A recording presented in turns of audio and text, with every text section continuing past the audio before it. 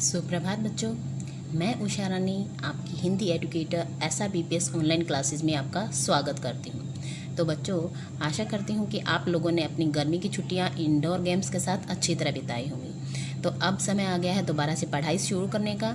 तो आइए आज हम पढ़ते हैं कक्षा 5 में पाठ 5 न्याय मंत्री। पाठ पढ़ने से पहले देखते हैं, अशोक भारत का एक महान सम्राट था। सभी इतिहासकारों की दृष्टि से अशोक का शासनकाल स्वर्णिम स्वर्णिम मतलब सुनहरा शासनकाल कहलाता था। पाठ के बारे में पढ़िए।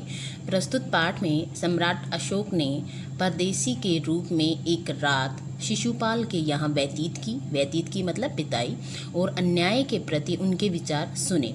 अगले दिन उन्होंने उसे न्याय मंत्री नियुक्त कर दिया। आगे क्या हुआ, आइए पाठ पढ़कर जानते हैं।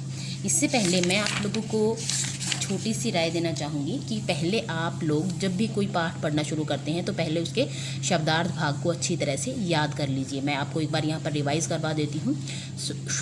सौभाग्य मतलब अच्छा भाग्य, अतिथि मेहमान, दोष किसी की गलतियाँ निकालना, अवसर मौका, दंड सजा, कदापि कभी भी, समुचित ठीक, प्रशंसनीय तारीफ करने योग्य यानी जिसकी प्रशंसा की जा सके, सुप्रबंध मतलब अच्छा इंतजाम, किसी चीज़ का अच्छा प्रबंध, दृष्टि नज़र, निस्तब्धता जिसमें कोई गति न हो, पूर्ण शांति, सन्नाटा यानी जो स्तब्ध हो पूरी तरह से, उद्दंड असभ्य सजा के लायक, सन्नाटा चुप्पी, संकेत इशारा। ठीक है, अगर आप ये सारे शब्दार्थ अच्छी तरह से याद कर लेंगे तो आप लोगों को पाठ को समझने में आसानी होगी। तो चलिए आते हैं हम अब अपने पाठ पर। पाठ का नाम है न्याय मंत्री। तो हमने अब तक पढ़ लिया। पाठ पढ़ने से पहले हम क्या पढ़ा, हम उसके बारे में अशोक के बारे में पढ़ा और पाठ परिचय में हमने देख लिया। अब हम अपना पाठ शुरू करते हैं। शाम का समय था, चारों ओर अंधकार फैल चुका था, यानी शाम के समय अंधकार हो जाता है और रात होने लगती है। ऐसे में किसी ने घर का दरवाज़ा खटखटाया। कौन है? ब्राह्मण शिशुपाल ने पूछा। एक परदेसी, बाहर से आवाज़ आई। क्या मुझे रात काटने के लिए स्थान मिल जाएगा? शिशुपाल ने दरवाज़ा खोला। उनके सामने एक नवयुवक खड़ा था। उन्होंने मुस्कुरा कर कहा, यह मेरा सौभाग्य है। सौभाग्य मतलब अच्छा भाग्य, अभी हमने शब्दार्थ भाग में देखा था। अतिथि के चरणों से यह घर पवित्र हो जाएगा। आइए पधारिए, आपका बहुत बहुत स्वागत है। अतिथि को लेकर शिशुपाल घर के भीतर गए और उनका आदर सत्कार किया, यानी उनकी सेवा पानी की। यह देख परदेशी क्या हो गया? मुग्ध हो गया, यानी मोहित हो गया। उसे बड़ा ही अच्छा लगा। भोजन आदि से निपटकर दोनों बातें करने लगे। बात उस समय की देश की व्यवस्था पर हो रही थी। शिशुपाल ने कहा, आजकल बड़ा अन्याय हो रहा है। परदेशी इस बात से सहमत न था। वह बोला, दोष निकालना आसान है परंतु कुछ करके दिखाना कठिन। शिशुपाल बोले, अवसर मिले तो दिखा दूं कि न्याय किसे कहते हैं। तो आप अवसर चाहते हैं? हाँ, अवसर चाहता हूँ। फिर कोई अन्याय नहीं होगा? बिल्कुल नहीं। कोई अपराधी दंड से न बचेगा? कदापि नहीं। परदेसी ने मुस्कुराकर कहा, यह बहुत कठिन काम है। मेरे लिए कुछ भी कठिन नहीं, मैं न्याय का डंका बजाकर दिखा दूंगा। सुबह उठकर परदेशी ने शिशुपाल को धन्यवाद देकर उनसे विदा ली। कुछ दिन बाद शिशुपाल के घर पर कुछ सिपाही आए और उनसे दरबार में चलने के लिए कहा। शिशुपाल सहम गए। वे यह न समझ सके कि सम्राट ने उन्हें क्यों बुलाया है।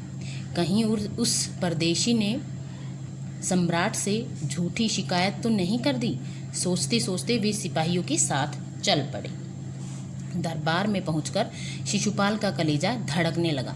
तभी सम्राट अशोक मुस्कुराते हुए बोले, आपने मुझे पहचान लिया होगा।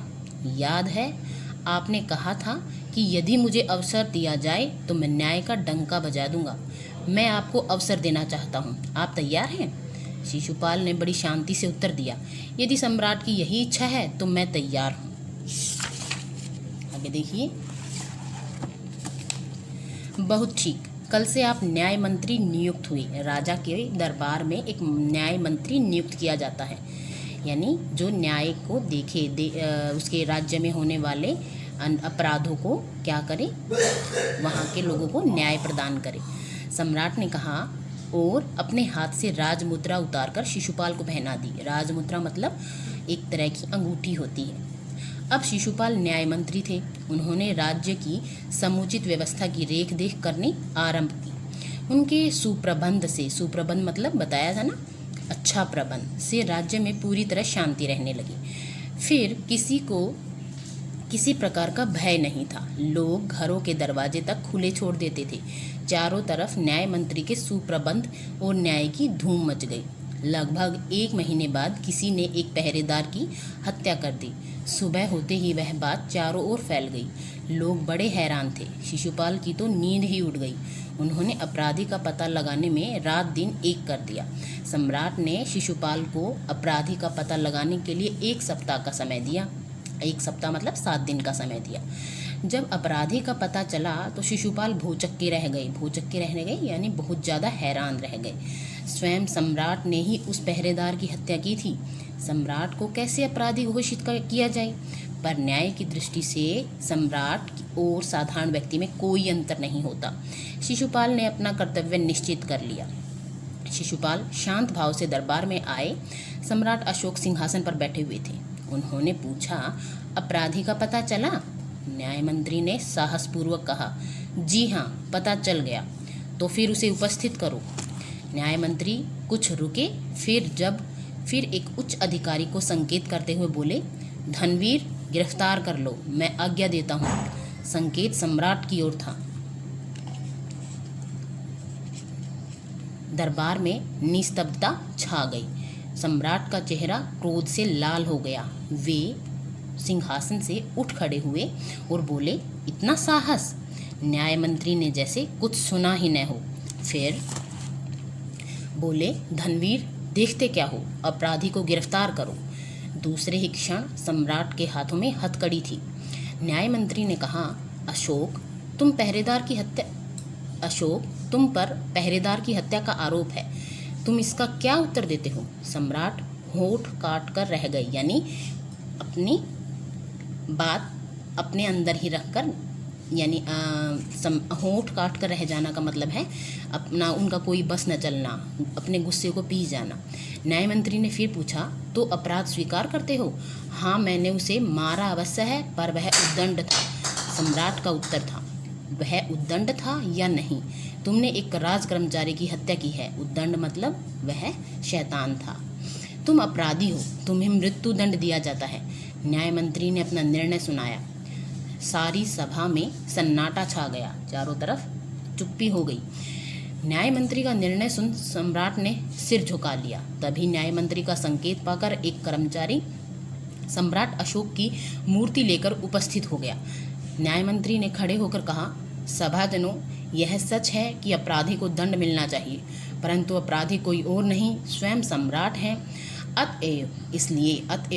इसलिए मैं आज्ञा देता हूँ कि सम्राट को चेतावनी देकर छोड़ दिया जाए और उनके स्थान पर अशोक की इस मूर्ति को फांसी पर लटका दिया जाए, जिससे लोगों को शिक्षा मिले मतलब आगे से लोग ऐसा कोई काम करने से पहले सोचें, डरें। सभा न्याय मंत्री की जय जयकार से गूंज उठी। शिशुपाल ने राजमुद्रा सम्राट अशोक के सामने रख दी और बोले, महाराज, यह राजमुद्रा वापस ले लो, मुझसे अब यह बोझ नहीं उठाया जाएगा। अशोक ने सम्मान भरी दृष्टि से उनकी ओर देखते हुए गदगद कंठ से कहा, गदगद कंठ से मतलब बहुत ज़्यादा खुशी से, आपने मेरी आंखें खोल दी हैं। आपका साहस प्रशंसनीय है, यानी प्रशंसा के योग्य है। अब यह भार आपके अतिरिक्त कोई नहीं उठा सकता। न्याय मंत्री निरुत्तर हो गए मतलब उनके पास अब इस बात का कोई उत्तर नहीं था। अभिप्राय यह हुआ कि उन्हें न्याय मंत्री पद पर रहना ही पड़ेगा। तो बच्चों, आपने देखा कैसे शिशुपाल ने उचित न्याय करके ये न सोचकर कि अगर अपराधी राजा हो तो भी उसे भी दंड दिया जाना चाहिए, उसके खिलाफ कार्यवाही की। इसी प्रकार हमें भी अपने जीवन में जो उचित है उसके लिए कदम उठाने चाहिए और डरना नहीं चाहिए। आशा करती हूँ आपको यह पाठ बहुत अच्छा लगा होगा। ओके, तो मिलते हैं अगली क्लास में। तब तक ओके, टाटा, बाय बाय।